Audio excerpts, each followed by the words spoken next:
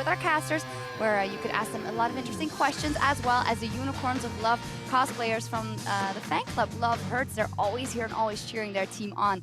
9 weeks, 170 games, 3,927 kills, and nearly 376,000 minions slaughtered. 1 Urgot pick, and it all comes down to this. The final day of the European LCS Summer Split. I'm Evie Schoke supporter, joined here at the analyst desk by Mitch Kreppel-Voorspoels and Martin de Fischo Lunge.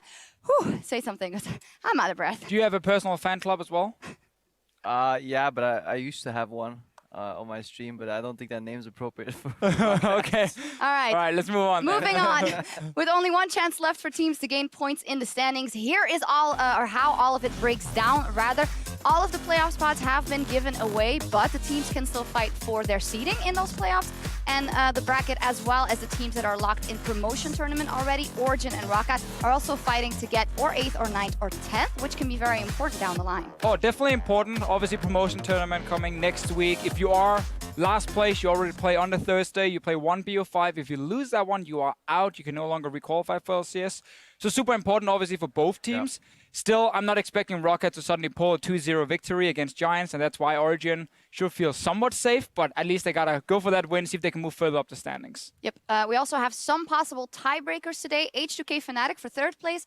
Vitality Schalke, obviously, if they tie in their first match, they play another match after to see who's in the safe zone. And Schalke and OG could also then play a tiebreaker to see who has that 8th spot, which is very important. Yeah, and that all hinges on the, basically on the result of Schalke versus Vitality. So that will be definitely one of the matches to watch today.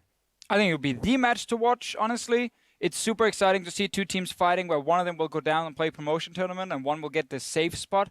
Normally it's Schalke who gets it, but I think Vitality, you know, I think it's really hard to say who's going to win. I think it's a 50-50, honestly. Both teams have been struggling a lot, and I don't think any of the teams deserve specifically to end up above anyone else. It's also one of those matches where usually when things go wrong, you go like, okay, next week, you know, we'll go like, this is unlucky. No next week. But this is the first time where in a game, if things start going sour, that you know, like, okay, if we lose this game, it's relegation time. Yep. And for a lot of players, that can mess with their head. True. There will be no next time. And sadly, there will be no next World Championship, at least not in 2016 for Origin, as they have lost all of their championship points. 70 points. They did so well in spring, and it's all down the drain now for them. Yeah, lost the bot lane, lost an AD carry this split, and now lost all the championship points. Everything has gone horribly wrong for Origin, honestly. And I guess the only highlight for them is if they can avoid getting 10th place. Yeah, and for people watching this graphic here, what we have to point out, this is how the points would be divided if the split ends right now. Obviously,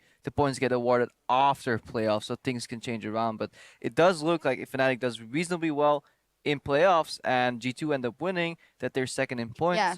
And then the logical result be that Splice then has to go into the regional qualifier. Yeah, because they have 50 already, and they could get 50 if they get to the semifinals, which would mean that Splice and Giants would have to go through the gauntlet.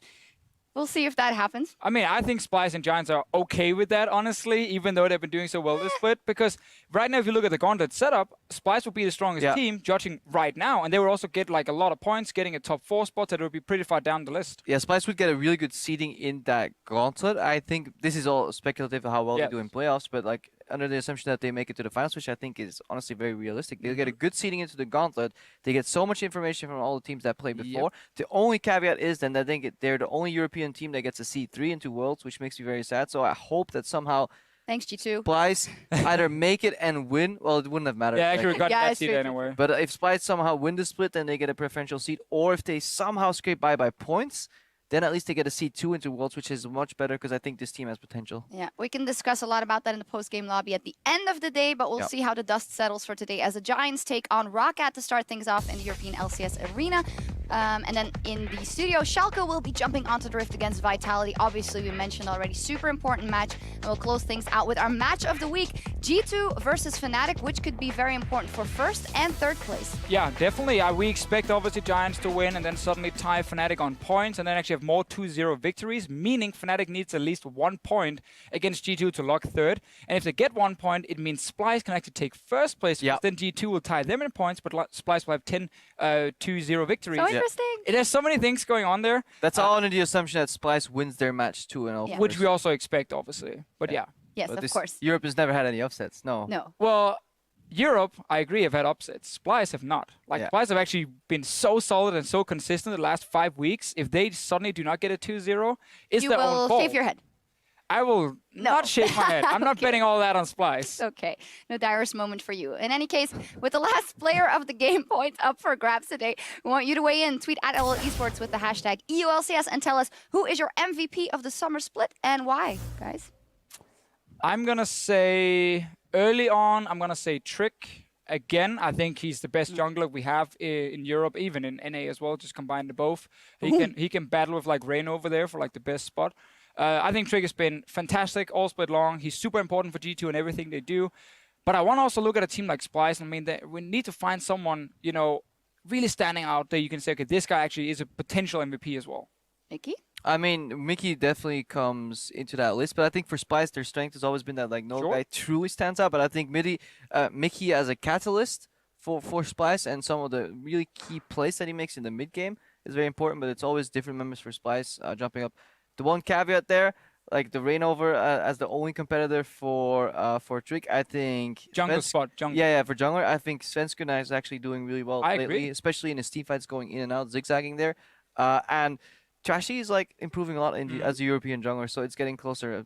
Playoffs will tell us a lot. Playoffs will tell us a lot. Worlds will tell us a lot as well. But without further ado, we're going to take a dive into the first matches of the day, starting with Giants and Roccat in the arena. Giants still has a chance to making it to third place, and that would mean that they take on the Unicorns of Love, which I think some teams have said, well, the Unicorns of Love are always risky, but I think you still want to take that bet in terms of a first-round playoff game. Definitely. I mean, again, if you're Giants for us right now, obviously, they play for seeding. I don't care too much about that specifically. In this week, I care about seeing a Giants team actually showing up big time before playoffs, so I can go into playoff and say, I trust in these guys to do well. After the 1-1 yesterday, I'm a little bit on the fence right now. They're also playing against a loose cannon in Roccat, in the sense that Roccat have probably mentally given up, checked out, and they're going to play like super comfort picks. Might cheese a little bit, might just do like atypical game styles, because they don't have to adhere to the pure macro sense and the whole like meta style anymore, right? Whereas Giants, going to playoffs, that's exactly what you want to practice. And like when pure meta, when pure like correct gameplay meets like so many variables, sometimes it just goes wrong. Yeah, we see him here versus Schalke, of course. Dropped the game. Maxor said, we just want to avoid G2, but then they could get tricked because... Yeah, you don't know where they're going to end, so it's hard to avoid G2. But I mean, avoiding Splice right now could also be a thing you should look for because they've been very, very good. And I don't think suddenly Splice is going to drop the ball the next 3 weeks in practice. We know they're going to scrim G2 almost all the time anyway, so both those teams are going to be really strong. If anything, I think you want to face G2 because they seem a little bit more random in their approach to the game. They're a bit more like explosive rather than Splice. I feel Splice play like the correct way and they consistently will beat lower tier teams doing so. Whereas there's more variance in G2's play with like people trying to make a play, overextending, trying to be the guy that carries the team. Sometimes like they just have really bad early games too.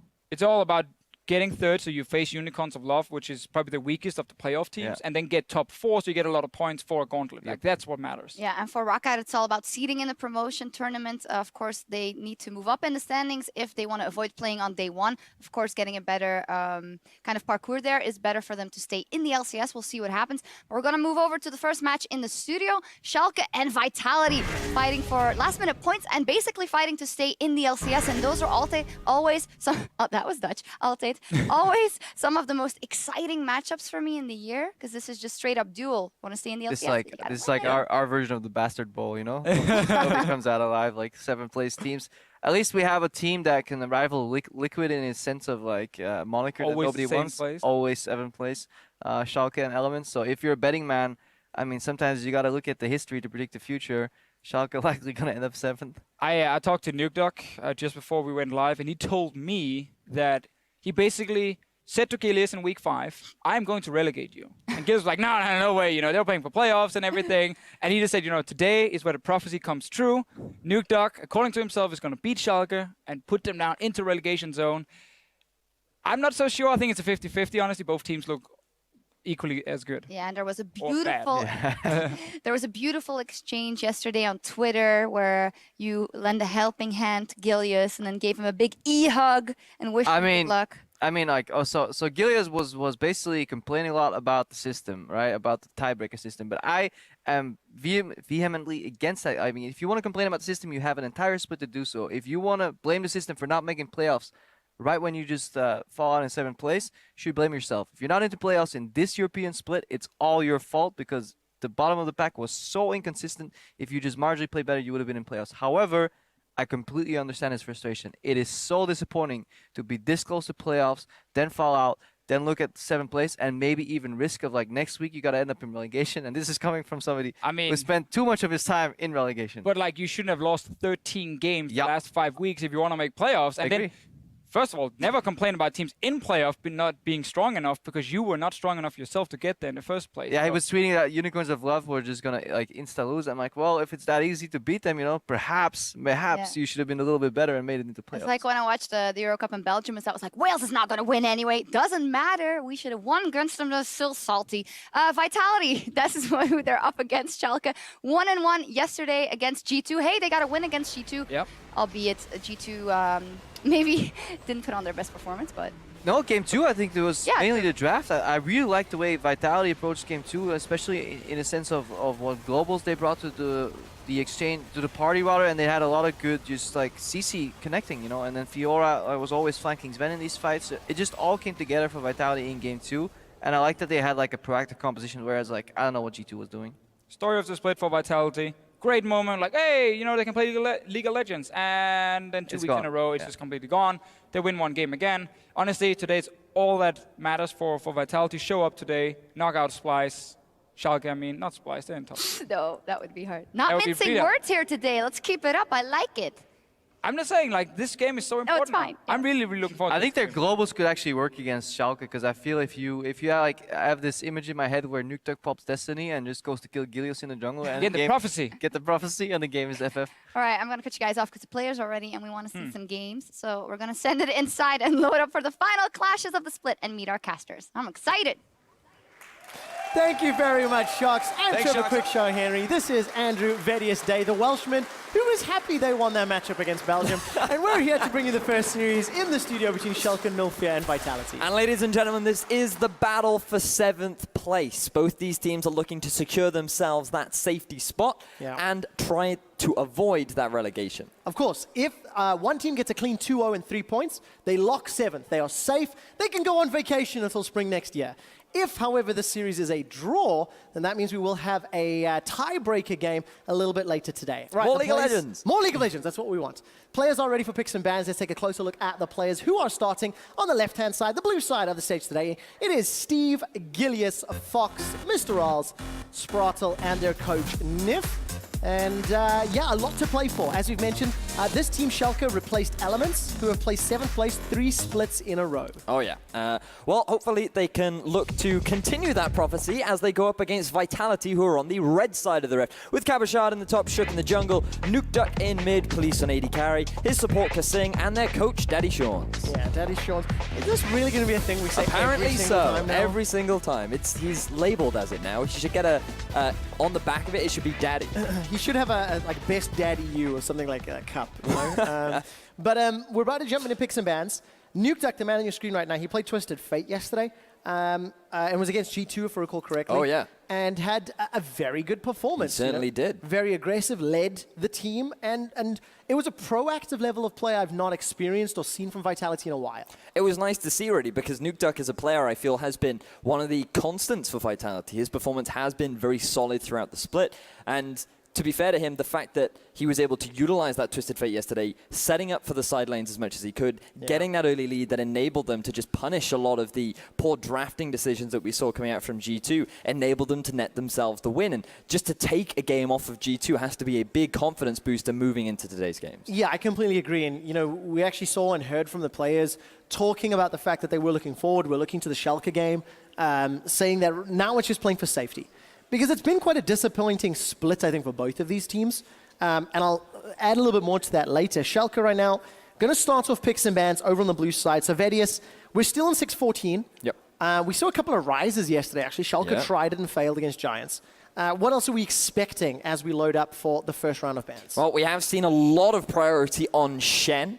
We've also seen a lot of continued priority onto the Karma. So likely going to be contested picks, but I would be very surprised if we actually see them banned away because there aren't many answers, but in all honesty, teams just aren't picking the appropriate ones. What did you make of the Cogmores and Tristan as we saw yesterday? Now, I was very surprised by the amount of Trista we actually saw. Forgiven had a fantastic game on it yesterday, and I think that it works very well in sieges, largely because we've been seeing a lot more 1-3-1s in the meta right now. He is very good when you pair him up with someone like a Braum, who's great at disengaging, can provide sufficient peel, and it just makes taking that, when you group up as 3, taking that tower much more of a threat when you also have 2 powerful side laners. So I like it, and the Cogmore, his mid-game spike with the Wit's End is absolutely ridiculous, and you cannot allow him to get to that point. Yeah, and I think Fnatic used him quite well in terms of protecting the Cogmore. There's a number of teamfights where Reckless literally just became a turret. Yep. Just sat down and puke for the win, I believe, was the quote I heard a few times.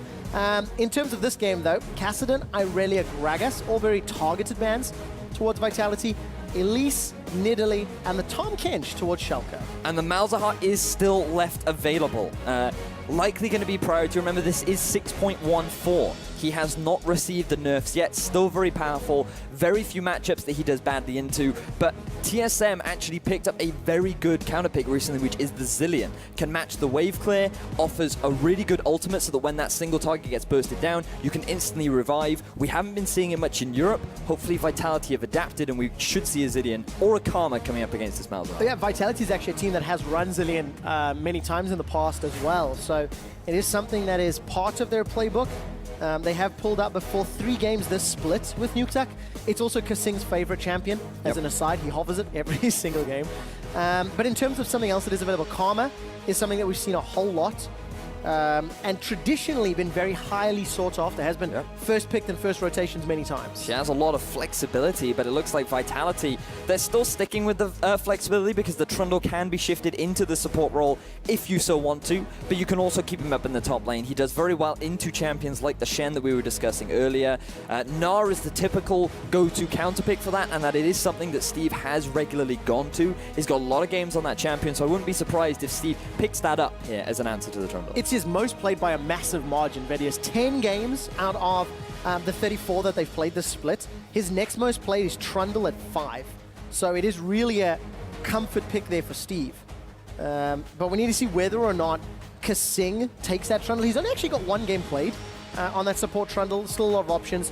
Lucian, Karma locked in for Schalke. So still high priority. Made it to the second rotation for blue side. Now, you'd like to think that the Karma is guaranteed to go in support, but when I saw H2K bring out the Malzahar top lane, I'm never entirely convinced that the Karma will be going into that support position. So Schalke still have a lot of flexibility in their composition. The Malz would do very well if the Trundle was up in the top lane because of his relentless ability to push, and he is another good answer to Shen that we've been seeing a lot over in LCK too. So Schalke keeping their composition quite wide right now, but they do have quite good mid-game power naturally with the Lucian and the Karma. So good disengage, and what they're really lacking right now is a way to start these fights, which in all honesty from Vitality they're not lacking at all. Not in the slightest, especially if Nukeduck locks in this Twisted Fate, I almost called it the Nukeduck. I quite like this option. The Ash Arrows into a Hecarim follow-up, potentially with the Destiny from TF, it simplifies a lot of the decision-making process. Oh, right? yeah. It's like, so what do we do?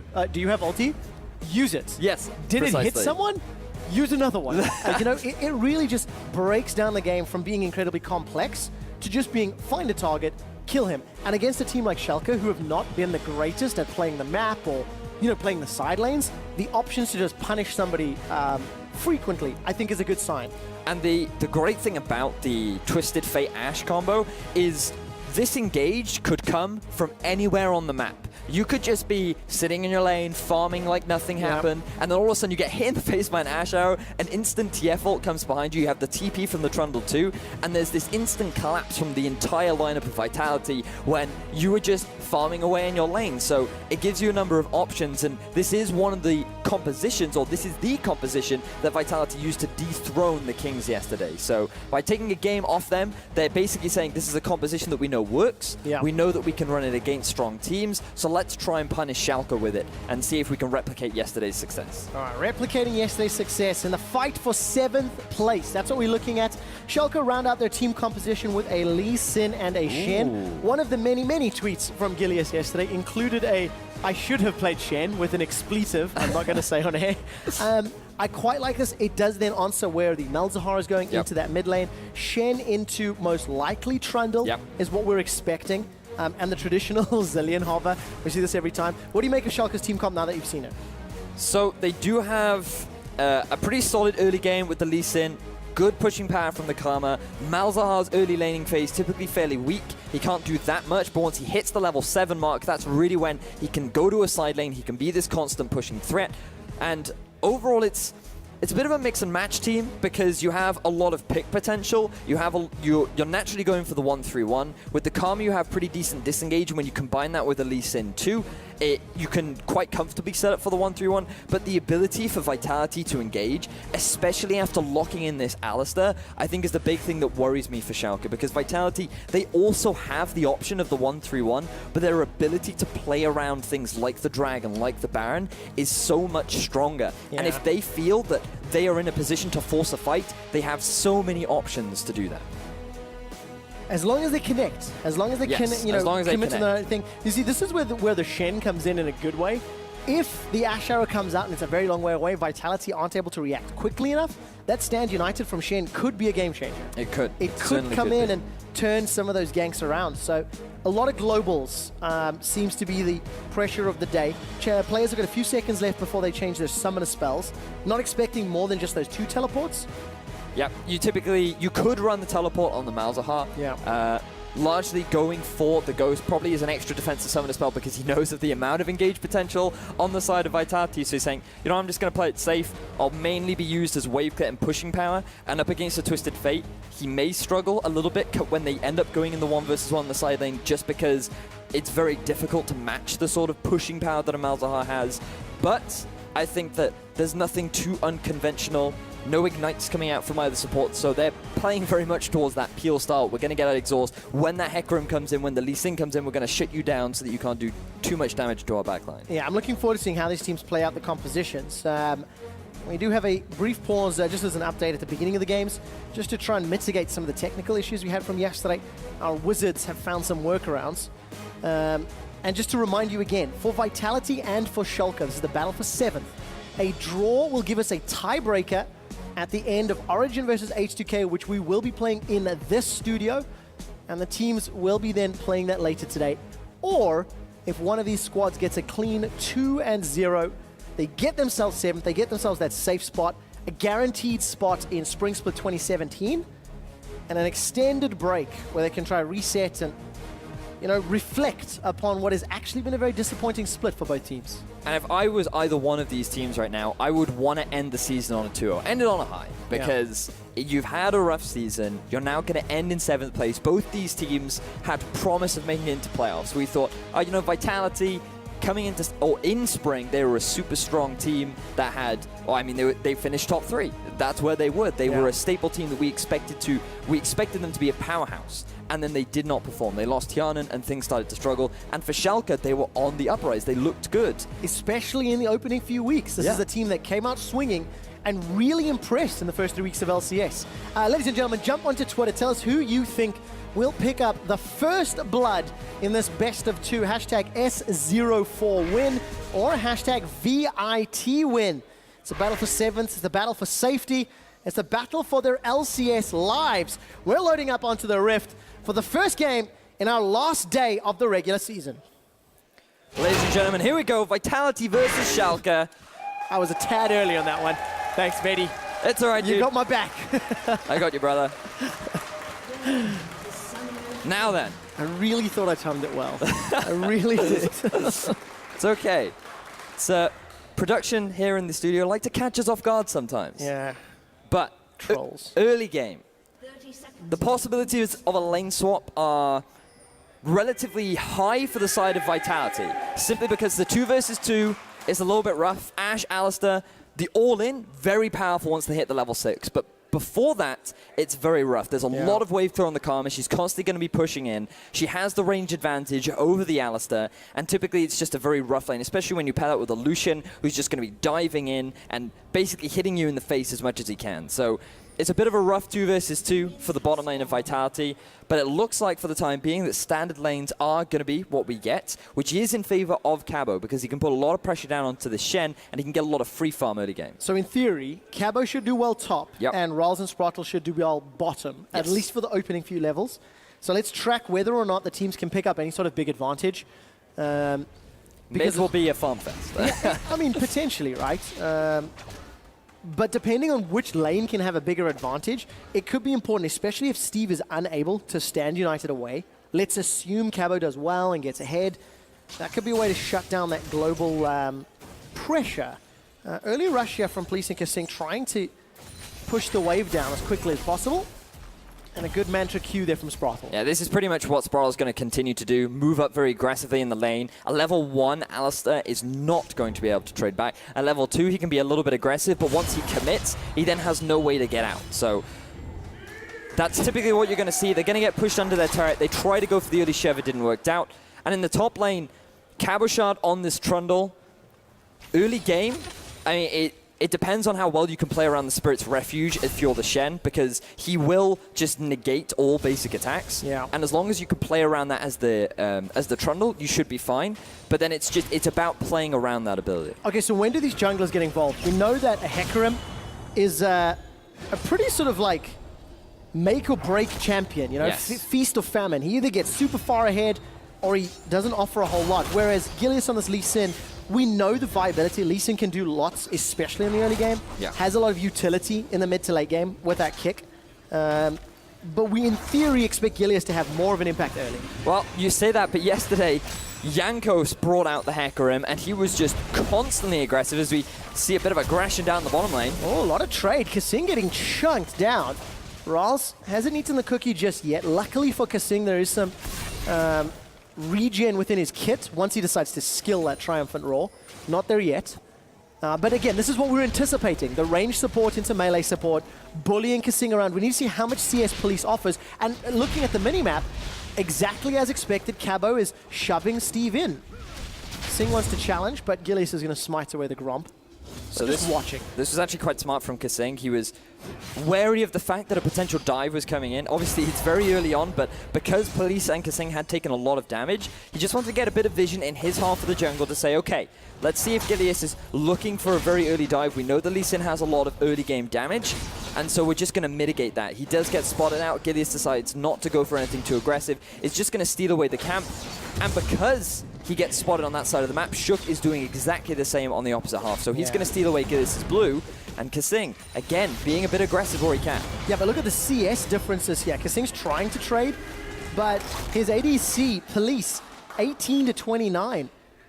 Gilius going to respond to the aggressive lane here. Cabo's very overextended. There's a flash. Early used flash forward from Gilius. Red buff, as well as the Tempest cripple. Looking for the Sonic Wave. The zigzag taunt flash. It was all too easy for Schalke. That was really smart play from Gilius. He waited so long to force the flash out of Cabo, and even when he flashed out, he still did not throw out the Q. But now, Nukta getting collapsed on the mid lane. Oh, this should be an easy kill. Sprotle and Rolls come up. Gold cord under the tower! Rolls is able to step back, but wasn't enough. Nukta goes down. So the fact that the bottom lane was able to constantly apply pressure meant that there was no response from Kasing to help out his mid laner. Nuktuk was actually getting the push down to Fox because in these early levels, the Malzahar can't really put as much shoving power down as the Twisted Fate. And so Schalke punish it. They punish the overextension in top, they punish the overextension in mid, and they pick themselves up 2 very early kills. This is exactly what Schalke need. If they get ahead of Vitality and can set up the side lanes to do well, Vitality are going to be hard pressed to find an opportunity to engage. If their opponents are ahead 1,300 gold already at the 5-minute mark, then how are you going to engage with a Hecarim Ashe and not just lose that fight? This is just Cabo overextended. And look at Shook. I mean, Shook was in the jungle, maybe trying to set up, I don't think a dive, that's risky, but Unexpected pathing. The thing is, if you're Vitality right now, and you should expect that Gilius is going to look for a gank early on. He's playing the Lee Sin, and the best lane to him to gank would be the top lane, because Steve has the taunt, which is the most reliable CC out of all of the lanes very early on. So that would be the easiest lane to set up for a potential gank. And the fact that Cabo was that far pushed up without any vision is just a very risky thing to do. Yeah. Yes, your jungler is nearby, but you have to be able to say, sure, if I get ganked, you're going to get here in time. And if you just look at the minimap, there was no way he was going to get there in time. So just a bit of an oversight, perhaps a bit of overconfidence coming out from Cabo. Yeah, beyond a shadow of a doubt. And Cabo, you know, one of the most lauded players in the spring split. The meta somewhat moved away from him in some ways earlier this split, but has not had the same level of impact, hasn't had the same value that we've seen throughout the year. And, you know, an overstep like that, giving first blood to Gilius on Lee Sin, a champion that also, you know, likes to be ahead, is a very good start. Yeah, the fact that he's gone for a very early Tiamat suggests that he's looking to snowball this. Something that I have seen a couple times from Lee Sin. So there was a Korean variation where some Lee Sins were actually going for Titanic Hydra into tank, so that you still were relevant. And you know, a lot of people say, oh, Lee Sin falls off in the late game. I'm not completely convinced of that, because if you do go for the Titanic Hydra build, you can actually output a decent amount of damage, you can provide a fair amount of utility, and you can set up for a lot of plays that a lot of people don't entirely expect. I've actually been privy to one of the Lee Sin falls off late game debates off air. If you guys are on Facebook, check out the Facebook Live talk show we did earlier. I'd actually like to do a segment where we discuss this. You know, whether or not Lee Sin falls off, to define and debate different forms of engage. Because I quite like the pinball power that Lee Sin offers.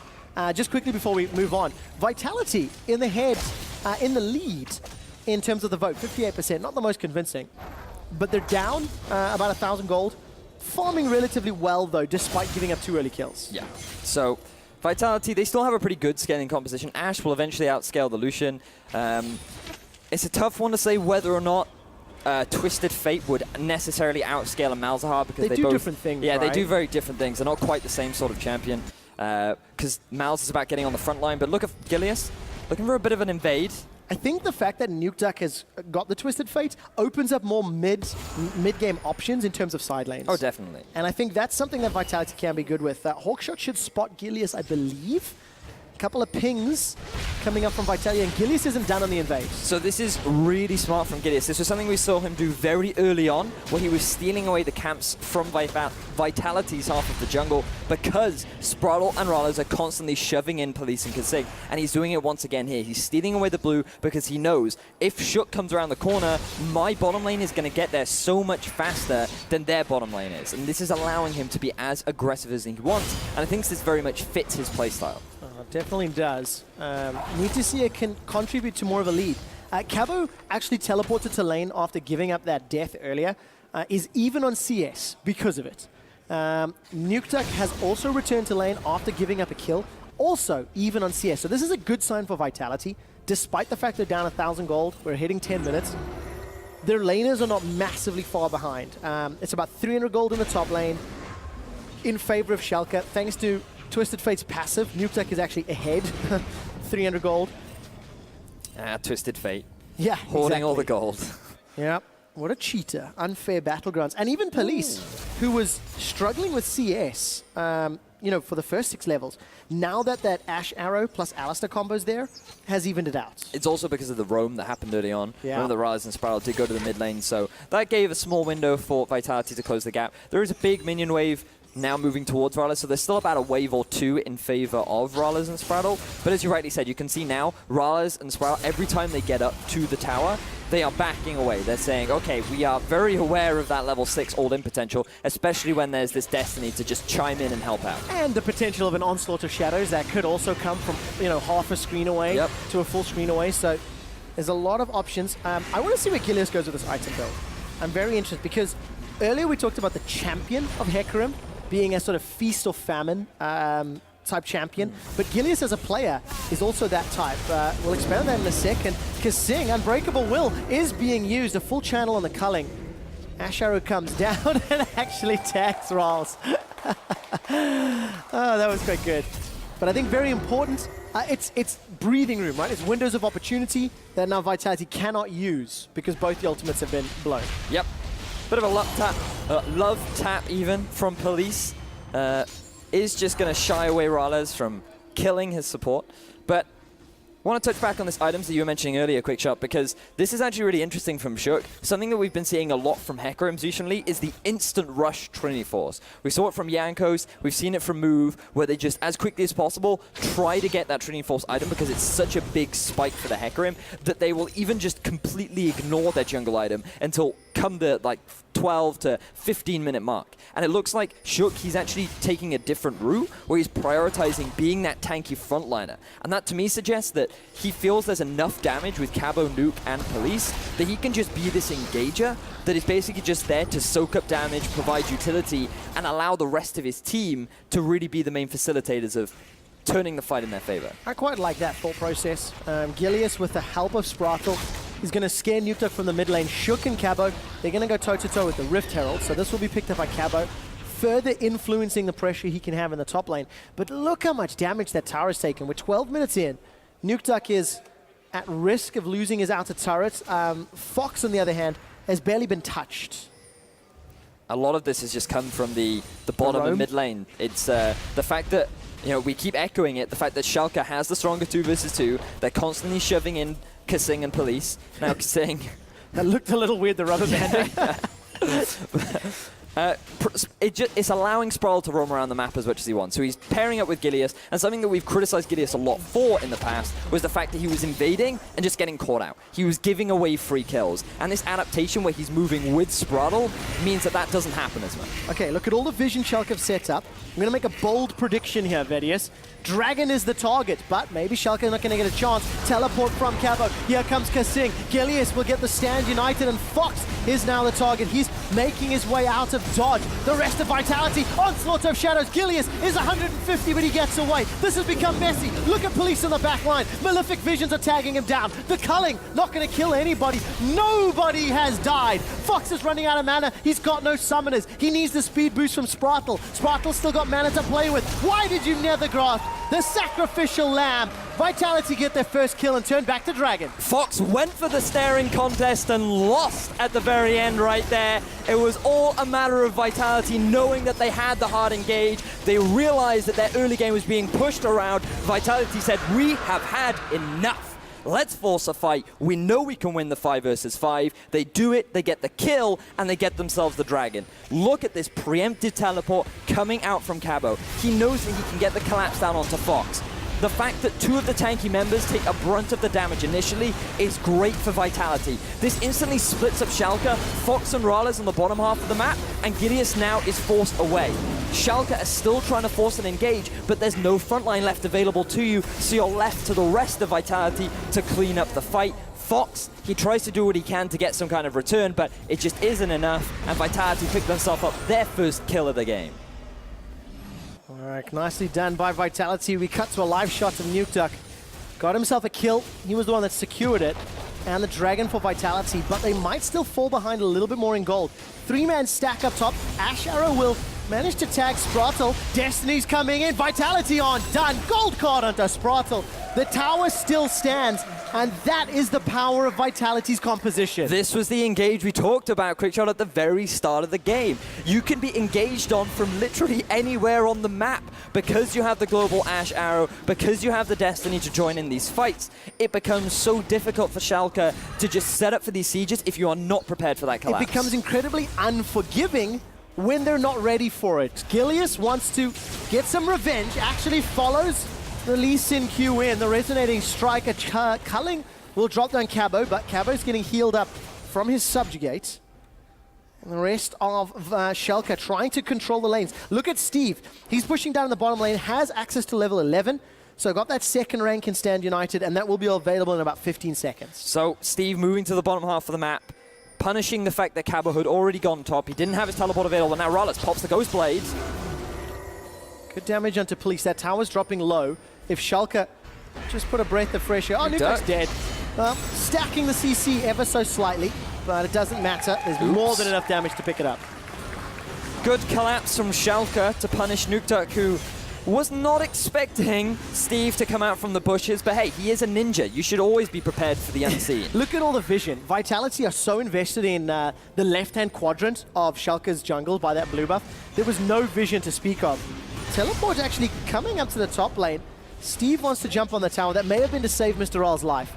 Shook had ghosted forward. We didn't catch the build-up for that, but opted not to go into the onslaught. All right, so Vedius. Schalke have got themselves a 3,000 gold lead. That is substantial, and it's because of those 3 towers. After this replay, tell me what you make of the current lead and where Schalke find themselves. So, I mean, I don't even know what NukDuck was doing there. He was walking through his jungle, and then he walked back towards Steve, who was spotted out on a minion wave. Bit of a weird decision, but nevertheless, free kill handed over to Schalke.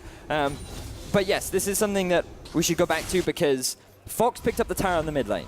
He was, because of the support that he had from Spraddle and because of the fact that Gilius rotated round, we saw that NukDuck couldn't deal with the 3-man pressure, especially with Cabo and Shook prioritizing the Rift Tile. That resulted in them losing mids. Schalke had already taken that bot tier 1 down, so they could invest their bottom lane into the top half of the map to put pressure onto that tier 1. So they've been playing the map very well in terms of objectives, but the big thing for them is come these mid-game fights, when it comes to playing around Dragon and Baron, this was something we mentioned during Champion Select, Vitality just have so many options to force the fight if they so want to. Yeah, but 58% of the fans at home who believe in Vitality have a question. Is Schalke being 1.5k up and all the towers are up a problem for Vitality? No, not even remotely. Not big enough of a lead for the team composition to overcome? The thing is that Lucian is going to hit a big spike once he completes that Black Cleaver, but that's okay for Vitality because they have a number of ways to stall. Even though Lucian is going to be this big powerhouse, if Vitality play the way that they have before, where they just use all their globals to catch a single target out, then there's not going to be an opportunity for Schalke to properly use this mid-game spike that they have available. Yeah, I distinctly remember the many games where Vitality had a good sort of 15 to 25 minute mark and then had no idea what to do after. Yeah. And this was something we saw against G2 yesterday, where in game 1 they had all these options, yet they didn't use them, and then game 2 they suddenly flicked a switch and they were like, oh guys, we can start a fight whenever we want. And that's exactly what they did. So hopefully they can maintain that. They've done a good job of it so far, but will they keep up this pressure as Mal's is rotating down? Yeah, here comes Fox. Steve is already going toe-to-toe with Cabo. Cabo's looking to run for his life. Shook is making a run from the river. Cabo will go down. Nethergrass locks him out, and very easy kill. It's Steve that gets it for Schalke.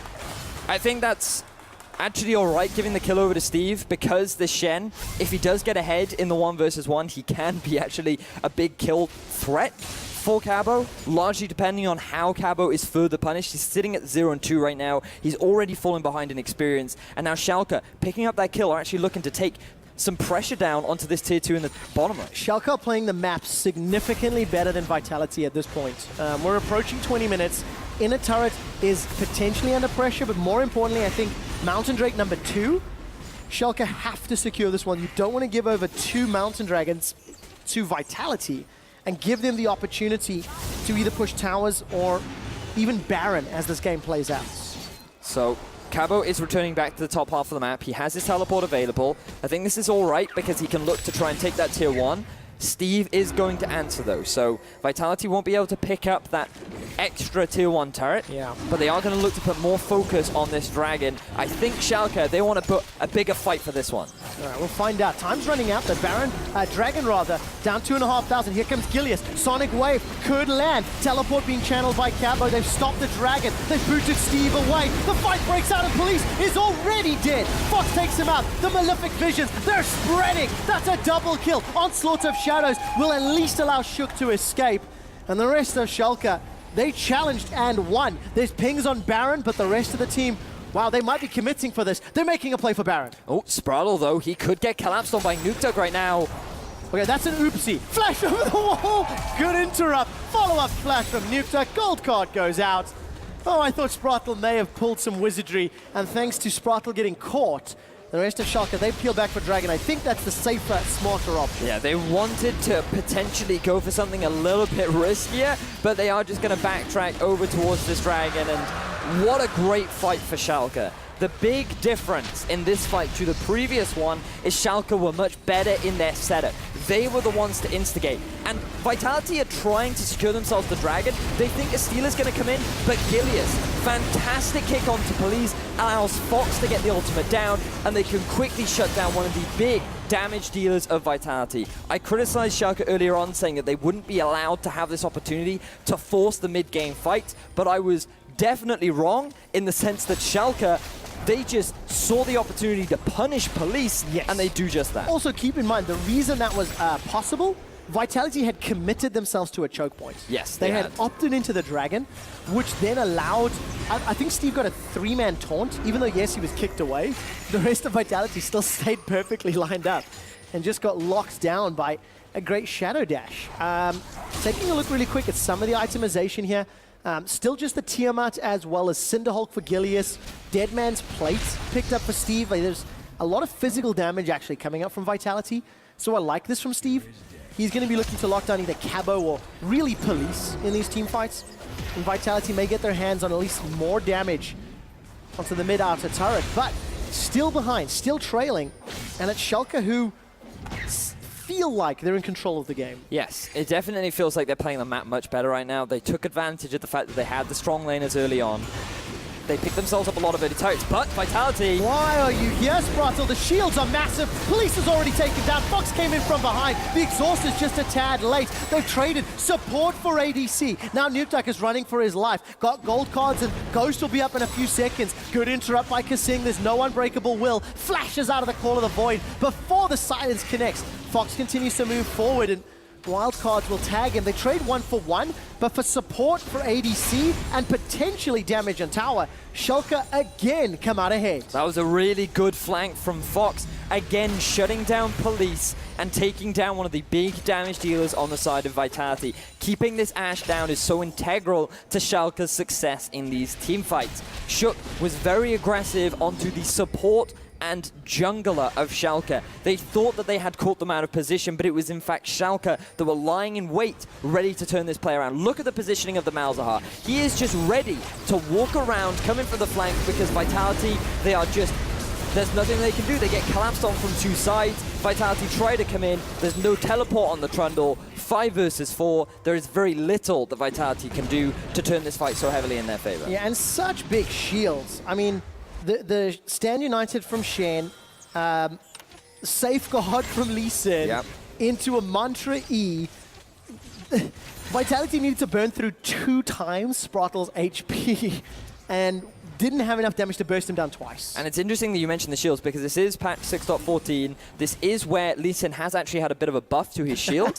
And Gilius has actually, he's maxing his shield second for any of you Lee Sin mains interested. This is something that a lot of Lee Sins have been doing. What was the shield like? Was it like plus 20 or plus 30? I can't remember. It's like early on. I know that the final shield has gone from 200 to 240 base. Right. So if you chuck in a death cap there, that's a big shield, man. If you chuck in, sure, on Lee Sin, why not? Please don't do that, ever. It is a bad idea and you should feel bad. 25 minutes coming up on game time. Vitality looking to jump onto Fox. Fox is going to go down. Everybody's on the Kill Fox party. And it'll open up the mid-outer tower. Vitality still got the tools. I mean, this is effectively a semi-global pick composition that they've put together, but what more can they take? Well, right now they're posturing around the Baron. Shen does have his ultimate up. Should Vitality look to start this one, would be very risky. And it looks like that they're not going to go for it. If they had got that second Mountain Dragon, I feel like there would have been a greater possibility. Even then, still very risky when there are 4 members of Schalke alive. That's a level 15 Shen. Rallis has got his Black Cleaver Ghostblade. You're just asking Schalke to say, hey, all right, remember that last Dragon fight where you all grouped up in a little choke point? Well, now Rallis is even stronger, and you're just asking him to do exactly what he did before. So I think they would have been very risky. I think Vitality were just saying, hey, want to come check the Baron? Do you want to come see what we're up to and then look for another pick? But it didn't quite work out. Schalke didn't take the bait. No, not this time around. Nukeduck's actually going to get his hands on this blue buff. I feel like for the first time in a while, as this is a replay of the pick onto Fox. Oh, that was really good from Cabo, because he used his pillar to actually break the passive of the Malzahar, which made it so much easier to then set up with the stun from Nukeduck, as well as the ultimate from Police. So really good stuff. Pretty straightforward, that one. Really good. But I just thought the interaction was pretty cool when you use the pillar. You know, just using even non-damaging CC is enough to actually remove that from Malzahr's passive. Yeah, it worked out in his favor. Making sure that they can lock him down. Got the tower as well. That was Vitality's second tower of the game, considering how much pressure they've been under. And taking it from Malz is pretty big as well, given his wave clear at this point in the game. Yes, beyond a shadow of a doubt. Only the top outer tower remains for Schalke. And looking at itemization, Lichbane Hourglass completed, Deadman's Plate, plus the Titanic Hydra up in the top lane for Cabo, and the Hurricane Essence Reaver. So Vitality's team composition is now becoming nearly fully online. I mean, Yeah. Trinity 4 second for Shook. I'm on the fence about that. Cinderhulk into Triforce, especially this late into the game. So my issue with Trinity Force on junglers is it's a very expensive item put onto a position that doesn't get very much gold. So it takes you a while to get there, which is why some junglers try to rush it. But Kasing right now, just using his fancy feet to avoid all the damage from Schalke. So that is the culling gone from Rallas. Not the biggest ultimate, a relatively short cooldown. Well, Dragon is alive, so Yeah. if Vitality opt into a fight here, This is it's one great for cooldown. Vitality because they want Schalke to be grouping up like this so that they can get the engage they want. Destiny's already thrown. Nukeduck ever closer. Gilius left alone in the pit. 1,500 on the Dragon. It's going down, secured by Schalke. The ensuing team fight. 3-man knockup on the Pulverize. Gilius is in trouble. He's looking for a target. Actually kicked Police away. Not going to be able to taxi out. They've traded jungler for jungler. Now Steve is diving forward. Police is alive though. He's got the Rangers focus, and Schalke on the target. Volley comes down, continuing to throw out the damage with no threat on Police. He's going to be able to take out Schalke. Fox and Spratle, the only remaining members, but the Malefic Visions, it's bouncing. Police is going down, below 100 HP, managing to get killed eventually.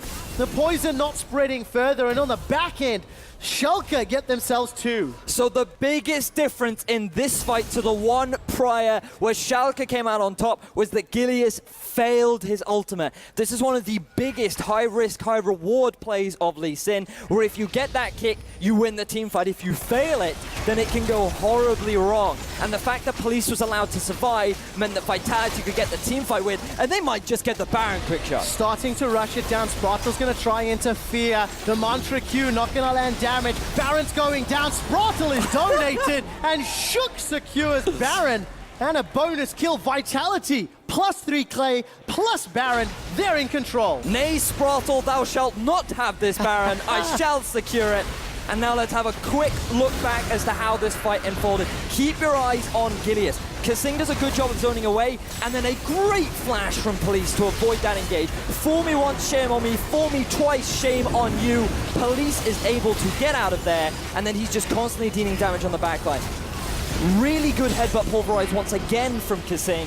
Really need to give this man props because not only did he initially zone away Schalke, but he then got the knockup to facilitate the other follow-up from Fox, and then Nukeduck clean up kills at the end. Just overall, very good fight from just so many small individual outplays that resulted in that win for Vitality. Yeah, and allowing Vitality to completely take control of the game. With Baron buff on, I believe, 4 members of the 5, this is going to allow them to push down this wave and completely lock Schalke into defensive positions. Yeah, 1-3-1 will now be the setup for Vitality. That Twisted Fate is massive, working towards a death cap 4th item. He is already pretty big, and this is just going to make things even worse. And look at that minion wave in the bottom lane. That is gigantic. Destiny from Nukeduck. This will usher in 1, 2 cannon minions. Is that 3 cannon minions, I think? All Baron empowered. QSS has already picked up for Rals and for Police. Ooh, very early Nukeduck Zhonya's. opts into the Zhonya's. I think a little bit afraid of that Nether Grasp from Fox. And the rest of Vitality moving forward. There are so many minions here. Tower's going to start getting taken down. That's the Maleficus Vision spreading. Kasing goes in, doesn't find a target. Police! Unbreakable Will's already used. Police, why are you there? He got found! Gilius kicks him forward. They've traded jungler for ADC. Kasing gets a slowdown. This may interrupt. But that was a fantastic play that'll stall out the Baron buff. These fights are just being completely determined by whether or not Gilius can get that Dragon's Rage off. This time, Police didn't have the flash, but Gilius didn't even need his flash because he was able to use the Insect to set up the play for his team. They shut down Police, one of the biggest damage dealers at this point in the game. And then with him gone, Schalke could just look to then clean up the fight. So again, keep your eyes on Gideus. Great insect setup play. They get the lockdown onto Police, and then Kasing, he's still tying up the turret. His ultimate's going to disappear. Vitality just are forced to disengage at this point. Yeah, Police just simply not really respecting the ranges or the engage. He was nearly point blank on that tower, despite all of the threat and all of the pressure. We're 30 minutes into this game, and Vitality, despite having the lead, have just sort of bungled their Baron siege. And this is going to stall out the game for a few minutes longer. 1 minute 50 until Mountain. That will be the last regular Elemental Dragon, I think is the word I'm going to go with, before Elder spawns. And Baron will be up in about 3.5, 4 minutes time. So a few big objectives where actually the teams have opted into fights more often than not. Yeah. I mean, Vitality, they have a great team fighting composition, but it's the fact that Schalke can match them because of this big mid-game spike that they've had. And now this Malzahar is really starting to get turned on, simply because he has the Andrew's Torment.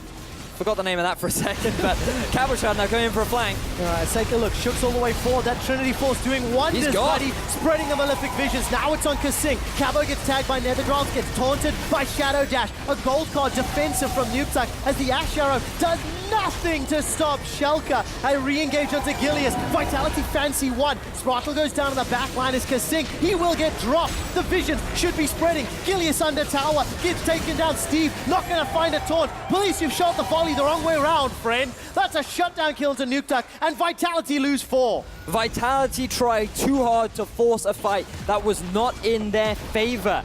Schalke, with the superior positioning and the greater collapse, are able to come out ahead, and they may very well get themselves their first inhibitor of the game. 30 seconds before Nuketuck and Cabo are back alive. Shook's up in just a few, but the inhibitor is broken. Vitality's base is blown wide open. 28 kills by 32 minutes. These teams are fighting for a safe spot in the spring split, or a spot in the promotion tournament next week where they fight for their lives. There's a lot at stake here, and it's Schalke that now have the leads. But Vitality, they still hold on to the gold lead. Even though it is small, it is still in their favor, and they have a composition that can still win this game. And as you can see, potential engage coming out, but no. Schalke, they're just going to disengage. Going to use that Destiny to quickly get to this Dragon and pick this one up for themselves. Yeah, it doesn't look like Schalke wants to contest. So Vitality will get their second Dragon of the game. That's the last Elemental. Next up is Elder. As you see the icon flick across. Double Mountain for Vitality, almost a Doug trio. Schalke got themselves the Ocean and Mountain. Only got one for that. And Baron's up in 1.5. You have to think, whoever sets up and plays for that Baron is likely going to be in control of the game. So this fight, Shook engages onto Gillians, right? This is not the target you want to be engaging on. Look at Fox, look at Raleigh, completely safe on the backline. Cabo decided not to go for a QSS. He ends up getting punished for it. The collapse from Fox was enough to shut down the big, beefy Trundle. And it was somewhat in part what I like to call the Jarvan effect, where the Jarvan, he flashes, he E's, he Qs, he ults, and he's like, guys, I'm engaged, but you've created such a big gap between you and your team that it becomes so difficult for the rest of your team to follow up. And now Nuketuck, he is starting to struggle. Gold card comes out, goes golden thanks to Hourglass. Stand United will be delivering Steve to the fight, and Nuketuck's already down. Steve will not be able to taunt up Kasing. Kasing's holding on to that unbreakable will. 5v4, 30 seconds to Baron, 50 seconds to Nuketuck respawn, and Schalke have evened out that gold lead. Nuketuck, you cannot afford to be that overextended when you do not have this much control over the map. Your vision control is good, but the fact that Schalke can just so easily get that collapse down is such a big misplay from Nuketuck. And Vedius, we are seeing the same problems. We're in week 9, and the mid to late game shot calling from Vitality is still not at a place where it's consistent. They're out of position. They're not on the same page. And this is something that has plagued Vitality all split long. And as a team, this is the point where you need to be shaking off those issues. You know, you've had a good start to the game. You've been playing a lot of these fights well. You know the only way that Schalke can win these fights is if Gilius gets onto Police. That is the one deciding factor that we have seen time and time again that has shifted the fights in Police in Schalke's favor. And Vitality just haven't adhered to that as Gilius. Gilius. A lot of damage coming down, but he's still pretty tanky. Teleports from both top laners coming in. Stand United's available. Vitality are in retreat. They don't want this fight. Fox. Here comes Camo. Fox is feared. Fox is down. He didn't get the Nethergloss. Vitality, they fancy their chances. Shook's running forward. Roller's left alone. Destiny delivers Nuke Duck to Ral's waiting hands. That's a double for the Duck. Gilius is running for his life, looking to get targeted down. Steve's on the back line. Yes, you've taunted up, but it will not matter. Steve is tanky, got stats for days, but not against 4 Vitality members. Steve will go down, eventually shut down by Nuke Duck. 3 members of Schalke, they're dead. Nuke Duck, I had a go at you only moments ago for being overextended, but you just quacked all over Schalke right there. Fantastic stun down onto Fox. That was everything that you needed to turn that fight in your favor. When a spot in Spring is on the line, a face check from Gilius started off this play.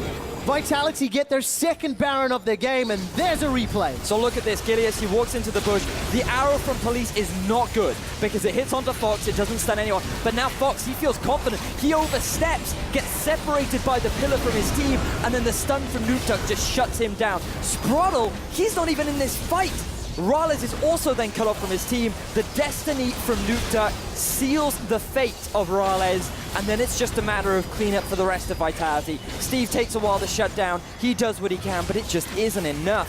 And then Vitality transition this into the Baron, and now they have suddenly regained control of this game. Yes, until Vitality make a mistake on the siege, and then they can no longer push. Now, they cannot afford to get caught out again. This game has been defined by carries being killed in inopportune places. Look at Police. Fox? Where is he and what is the threat? Fox forced to flash. Here comes Shook. Onslaught of Shadows is available, but Vitality do not pull the trigger.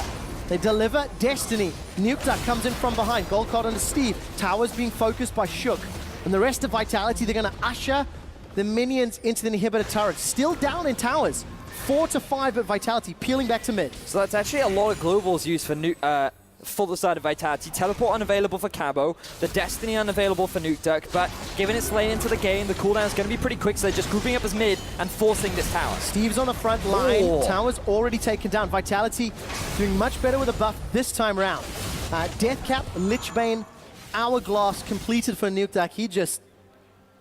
He deconstructs those towers. There's no better phrase. Destiny's not up for another 30-odd seconds, so this will allow Vitality to group up and push the minions in the top lane. So it looks like Cabo finally working towards that QSS. I feel like he should have put a bit more emphasis on it earlier on, but Gilius now in the 1v2.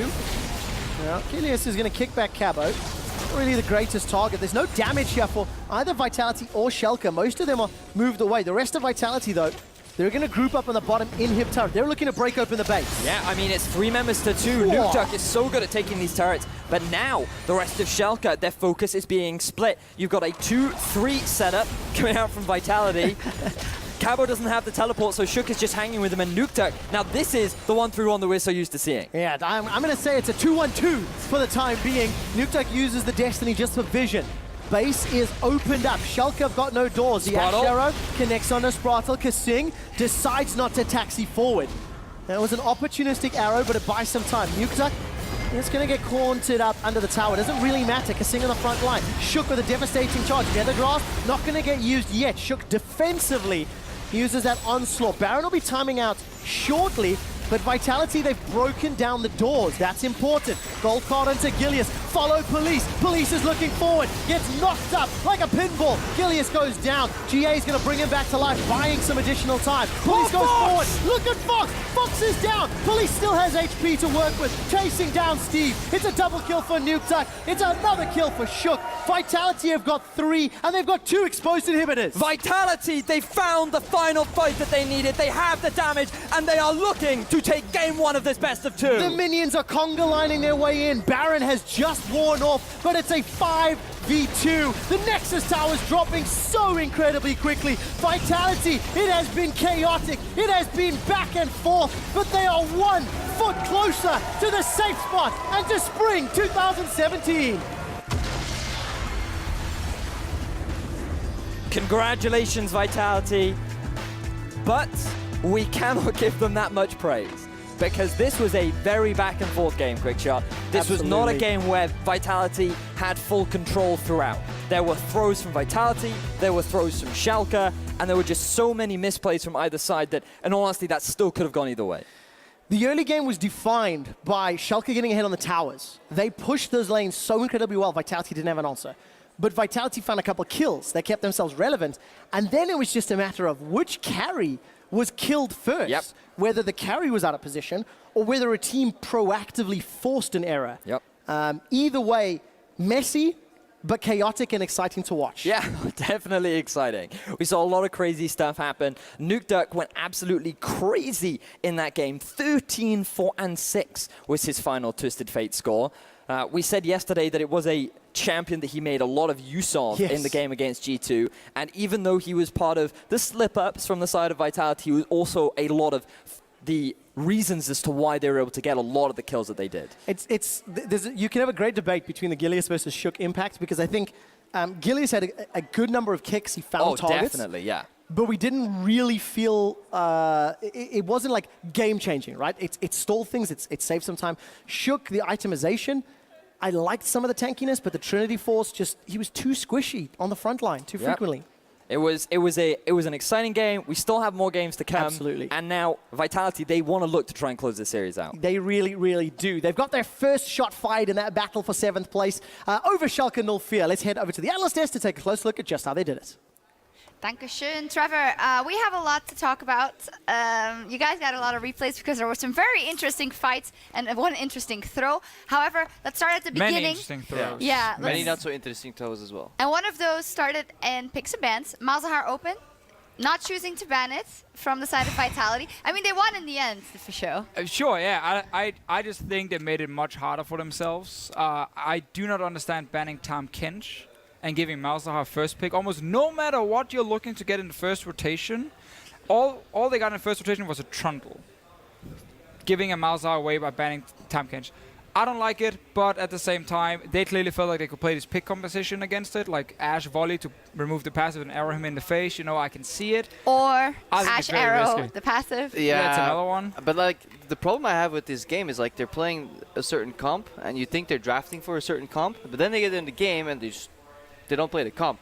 Like, they continuously, like, Cabochard is overextending without vision on the map. I think Vitality's first real fight was a team fight where they start dragging themselves, and then they kind of get wrecked by Schalke. So they had losing mid lane, losing bot lane, because they picked the Alistar. Vitality had losing bot lane with the Alistar, had losing mid lane with the TF against the Malzahar. I understand it seemed like they were like, okay, we're just gonna like set up plays on bot side because we have double CC from support AD carry, TF porting in. You know, we're just gonna like camp the bottom side of the map and then get an advantage. But before you can do that, you know, you need level 6, and by the time you hit level 6, you already lost the tower. So it was really a big issue for Vitality in the start, and I feel like Schalke had this game in the bag. Yeah. Like, they were ready to win. Yeah, we see it there. Vitality is only 3-13, one behind at 15 minutes. So Schalke, even according to the numbers, should have had it in the bag. Schalke could have snowballed. I mean, there was a window of opportunity where Cabo's teleport was down, and literally the plays they could make. Lee Sin could group mid with Malzahar, walk bottom, dive 5v2, game over. Like, Lee Sin could join mid with Malzahar, flash R, game over. Like, Shen could ulti the Malzahar, Malzahar could flash ult TF. TF had no flash. TF had no flash mid and was Free continuously wave clear, game over. Instead, they just like messed around, did nothing for a while, got ahead anyways, and then threw the game. Yeah, so let's show it because we have a bunch of replays. Let's get into that because I think it will show your points quite clearly as well. First up, this 2-0 at Dragon for Schalke initially. Yeah, so pick composition from Vitality, starting Dragon and staying grouped, and then look at Steve jumping straight in there, 3-man taunt. But like, you play a pick composition where if you group 5 ever, especially against the Shen, like you will instantly lose the fight. Then Vitality also had their chance to, you know, win a fight because now Schalke is running just head first against Vitality. Yeah, Schalke just diving in here. Steve doing quite some work, but this right here is so well played by Police. Yeah, gotta give him that credit. Police did well. I think the main topic for us is like Shook versus Gilius for me this series. Shook messed up a lot in his build official. I'll let you talk about this afterwards, but for me it felt like Shook had no impact in the fights. But that was still better than Gilius, because for the majority of the fights, he had negative impact in the fights. The amount of times he kicked the wrong target, tried to make the fancy hero play as opposed to taking it slow. Like, as a unit that is dense, Schalke will win these fights. Just let Steve do the zoning, bring it in, and just take out the front line, worst case, and just kick somebody in. But don't go for the hero play where you want to swerve behind the enemy team and go for the pinball kick or the bowling, 5 members in once. Like, it's too opportunistic because the cost of failure is too high. Definitely so, and I feel like it's been Gilius' problem like all split long. He wants to make the big plays when he doesn't have to make the big plays, but the build from Shook here on Hecarim, first of all, when you're even in farm as a Hecarim versus Lee Sin, you're doing something really wrong. Like for the entire game, they were even in farm. Hecarim is a power farmer, he should get really far ahead of Lee Sin. Problem is he goes instant Cinderhulk, which is the worst you can do, and what all the junglers in like LPL have figured out is like, no. You just go like Sheen first item, while you sit on your normal like Hunter's Machete or Talisman, and you just power farm with Sheen, and then you get early Trinity Force, and then you go Cinderhawk, because then you have so much more power in the mid game when you get the spike from Trinity Force. Getting it at 25 minutes does almost nothing. That's what Sean's explaining right now. That is what Sean's is right now highlighting. Obviously, there was a lot of jungle bans, so I'm not sure if Shook wasn't 100% ready to play Hecarim, but his build was subpar, and that's why he didn't have any impact, because he couldn't even outfarm Lee Sin. And then it all resulted into the next replay that we have, and like going into it, I want everybody to watch that this is a fight we have to highlight where Vitality, I think, have used all of their spells.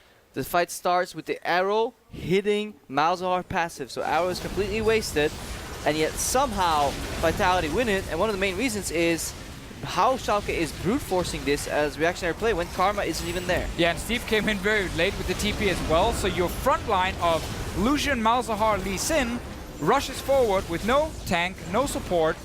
And then obviously because there's no passive, because of the great setup from Police with the arrow where he removed the passive. Oh yeah, right.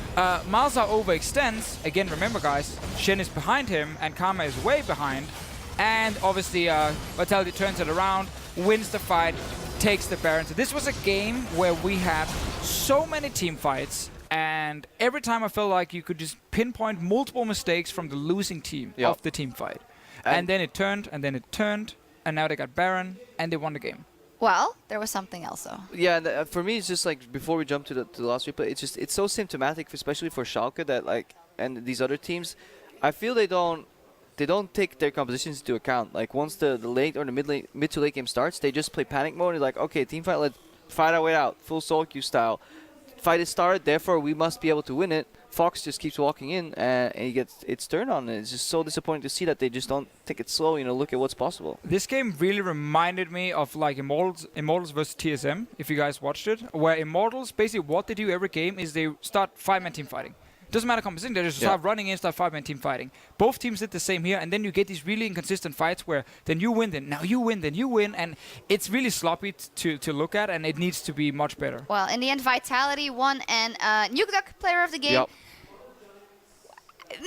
I feel like I heard you guys questioning some of the moves during some of the game, but in the end, he was player half of the our game. commentary when we're actually watching the game is basically Your doing melee range is doing player speak, where we go like, oh, this guy is so good by the way. Oh, it's actually so bad by the way. But and then we get the replay. And then we get the replay. It's actually not that bad. But no, I think Mukta could have optimized a lot of his fights, but in a world where there was a lot of room for improvement, I think he was great. He was great. I think he was great in this game. I think he actually solo carried Vitality in this game. All right, interestingly. So, Vitality, 1-0 up. That means that they're currently in 7th place. We'll see what happens if there's a tie. And the worst that can happen for them is a tiebreaker now. So this is a really good spot now for Vitality, where the worst that can happen is you get another game versus Schalke, and then you can try and beat them again. Okay, let's check in with what happened over on EULCS1 in the arena, because Smitty J, he went to town, he was on Jax, and Giants stomped game 1 against Roccat. I mean, it wasn't back and forth, I gotta say. Roccat was even ahead in the early game. Yeah, so Roccat got a good start with some early kills. This is the first blood coming in. They got another kill on top side as well, but then we get some big team fights. Giants 1-1 a Dragon, got another big team fight here, but it's actually a turnaround from Roccat. It was very back and forth. A lot of kills happening here. Rocket gets, an ace. Look at that Baron. sexy Karma shield and 4-man speed up. But Crepo is not over yet, because now Giants want to win some team fights. Look at Smitty J in this fight here. Okay, follow Smitty J. TP's in. I can't see him. On Your the pen Jax. is in the way. He's right there. Right there with the GA. Jumps in. Boom. Stun on the 3 members. Kill 1 guy. Go for steelback. Doesn't care about the traps here. Another kill. Smitty J, man, going absolutely nuts. And then you get play of the game. I think so, yeah. I mean, look at that fight. Well, Knight also did great.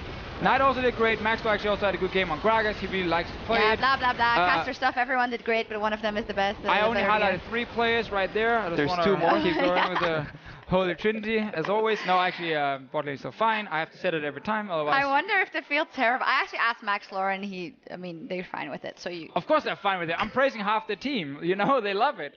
But it's like everyone always praises you on the caster team, and we just go, oh, whatever. you guys love it too. I know you guys on Reddit talking about me. Anyway, we're going to take a quick break before Game 2 between Schalke and Vitality. This is the fight to stay in the LCS, and it continues right after this. Why are we still on it?